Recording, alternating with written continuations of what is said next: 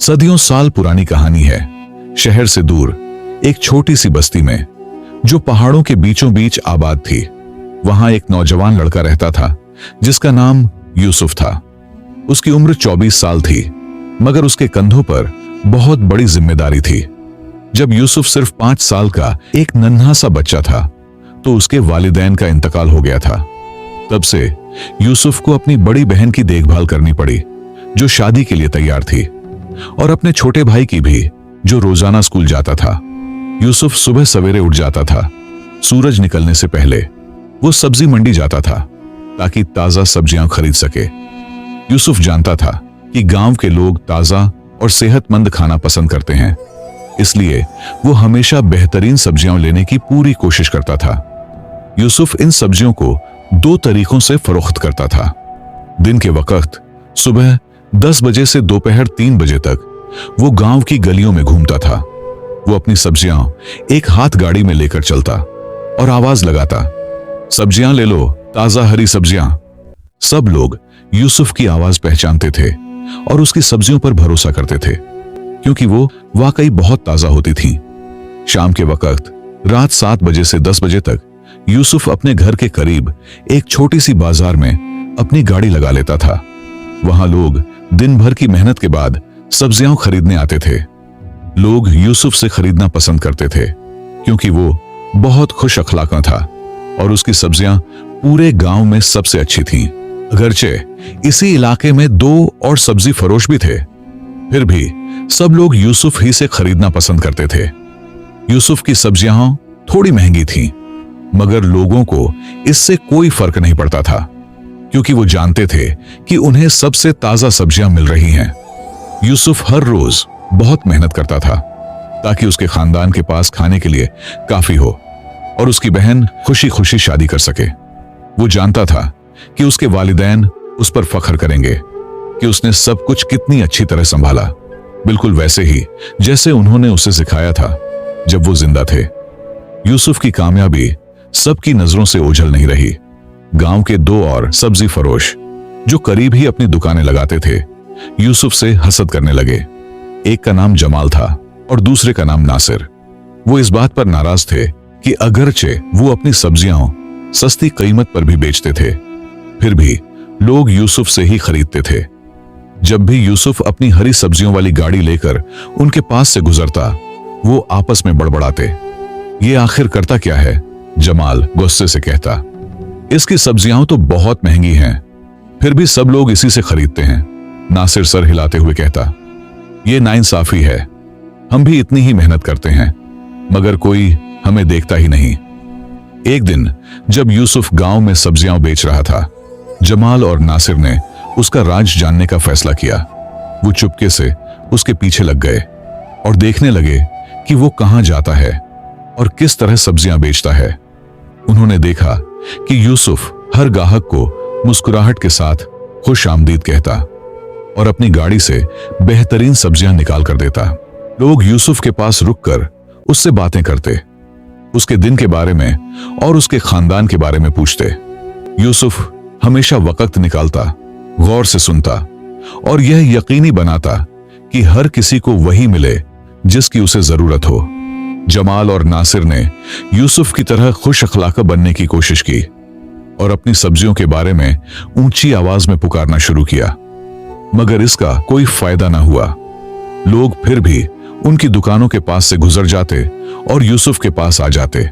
मायूसी और गुस्से में जमाल और नासिर ने यूसुफ के खिलाफ साजिश करने का सोचा।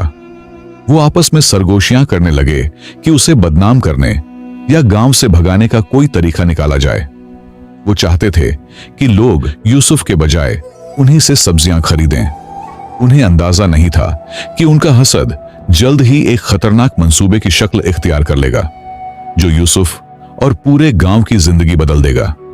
हर रोज जब यूसुफ गांव में सब्जियां बेचता, वो एक बूढ़ी औरत को देखता। वो आकर सब्जी की कीमतें पूछती, मगर कभी कुछ खरीदती नहीं। वो अकेली एक छोटे से झोंपड़े में रहती थी। यूसुफ अक्सर उसके बारे में सोचता था। एक शाम जब यूसुफ लंबे दिन के बाद अपनी गाड़ी समेट रहा था, उसने फिर उस बूढ़ी औरत को गुजरते देखा। इस बार उसने उससे बात करने का फैसला किया। यूसुफ ने नरमी से कहा, अम्मा जान, मैं आपको हर रोज सब्जियों की कीमत पूछते देखता हूं, मगर आप कभी कुछ खरीदती नहीं। क्या इसकी कोई वजह है? बूढ़ी औरत ने उदास आंखों से यूसुफ की तरफ देखा। बेटा, तुम्हारी सब्जियां पूरे गांव में सबसे अच्छी हैं, मगर मैं अकेली हूं, मेरा कोई खानदान नहीं। मैं भीख मांगकर गुजारा करती हूं और सब्जियां खरीदने की इस्तिताअत नहीं रखती। यूसुफ को इस पर बहुत तरस आया। उसने कहा, अम्मा जान, आज के बाद हर रात जब मैं दुकान बंद करने लगूं तो आप आ जाया करें। जो सब्जियां बच जाएंगी मैं आपको मुफ्त दे दिया करूंगा, ये मेरा फर्ज है। बूढ़ी औरत हिचकिचाई। वो खैरात लेने की आदी नहीं थी। उसने कहा, नहीं बेटा, मैं मुफ्त नहीं ले सकती।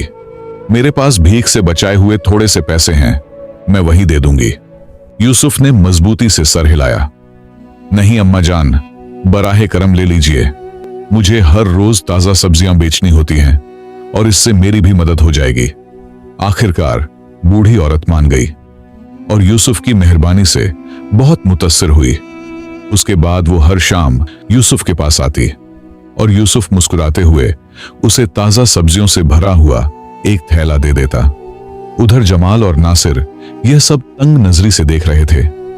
उन्हें बिल्कुल अच्छा नहीं लग रहा था कि यूसुफ बूढ़ी औरत की मदद कर रहा है। वो जानते थे कि अब उन्हें उसे हमेशा के लिए रोकने का कोई मंसूबा बनाना होगा। वो यूसुफ की मेहरबानी से जल उठे थे और उसे सबक सिखाना चाहते थे ताकि वो गांव का सबसे अच्छा सब्जी फरोश न रहे। एक उदास शाम, जब यूसुफ एक और कामयाब दिन के बाद अपनी गाड़ी समेट रहा था, जमाल और नासिर ने चुपके से उसका पीछा किया। उन्होंने एक सुनसान सड़क पर उस वक्त का इंतजार किया जब यूसुफ बिल्कुल अकेला हो। अचानक वो अपनी छुपने की जगह से निकल आए और यूसुफ के सामने आ खड़े हुए। तो यूसुफ जमाल तंजिया अंदाज में बोला, तुम खुद को हमसे बेहतर समझते हो, महंगी सब्जियां बेचते हो और भिखारियों को मुफ्त दे देते हो। नासिर बोला, तुम बहुत ज्यादा सर पर चढ़ गए हो यूसुफ, अब हम तुम्हें सबक सिखाएंगे। यूसुफ घबरा गया और डर गया। उसने सुना तो था कि वो दोनों उससे खुश नहीं हैं, मगर उसे कभी अंदाजा नहीं था कि वो इस हद तक जा सकते हैं। यूसुफ ने कांपती आवाज में पूछा, आप मुझसे क्या चाहते हैं? हम चाहते हैं कि तुम यह गांव छोड़ दो, जमाल ने खौफनाक नजरों से देखते हुए कहा। हमें तुम जैसे से मुकाबला नहीं चाहिए। यूसुफ ने इधर उधर देखा कि शायद कोई मदद के लिए आ जाए, मगर सड़क सुनसान थी और अंधेरा बढ़ता जा रहा था। एन उसी वक्त वो बूढ़ी औरत वहां से गुजर रही थी। उसने जमाल और नासिर को यूसुफ पर चीखते हुए देखा और फौरन समझ गई कि यूसुफ मुसीबत में है। बूढ़ी औरत ने पूरी आवाज से चिल्लाया, मदद करो, कोई मदद करो, इसे बचाओ। इतने में दूर गांव के लोगों ने चीखें सुनी और दौड़ते हुए पहुंच गए। गांव वालों ने जमाल और नासिर को मार मार कर गांव से निकाल दिया। उन्होंने माफी की बहुत भीख मांगी, लेकिन किसी ने भी उन पर रहम नहीं किया।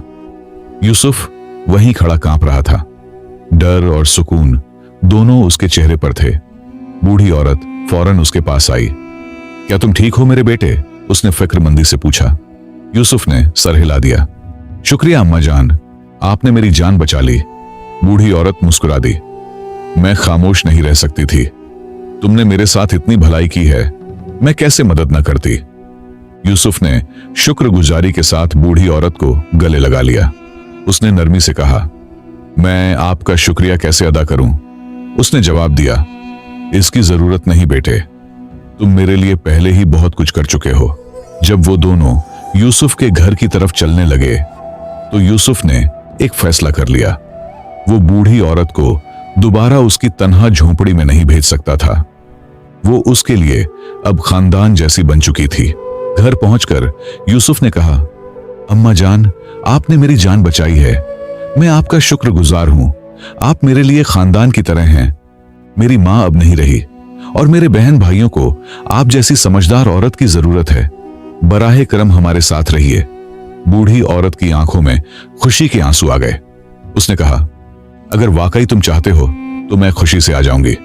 यूसुफ उसे घर ले गया और अपनी बहन और भाई से मिलवाया। यूसुफ ने फख्र से कहा, अब से ये हमारी अम्मी जान है। ये अब हमारे साथ रहेंगी। उस रात सबने इकट्ठे खाना खाया और यूसुफ ने दिल ही दिल में शुक्र अदा किया कि उसके खानदान को दोबारा खुशी और सुकून मिल गया था। तो दोस्तों, कहानी का मकसद यह है कि मेहनत और मेहरबानी हमेशा हसद और बुराई पर फतह पाती है, क्योंकि भलाई का बदला जरूर मिलता है और अल्लाह अच्छे लोगों की मदद खुद करता है। मुझे उम्मीद है आपने इस कहानी से जरूर कुछ ना कुछ सीखा होगा। अगर आप इस तरह की सबक आमोज कहानियां सुनना चाहते हैं तो हमारे चैनल सुनहरी किस्से को सब्सक्राइब करें और घंटी का बटन जरूर दबाएं ताकि हमारी हर नई वीडियो आप तक पहुंच सके। वीडियो देखने के लिए बहुत शुक्रिया।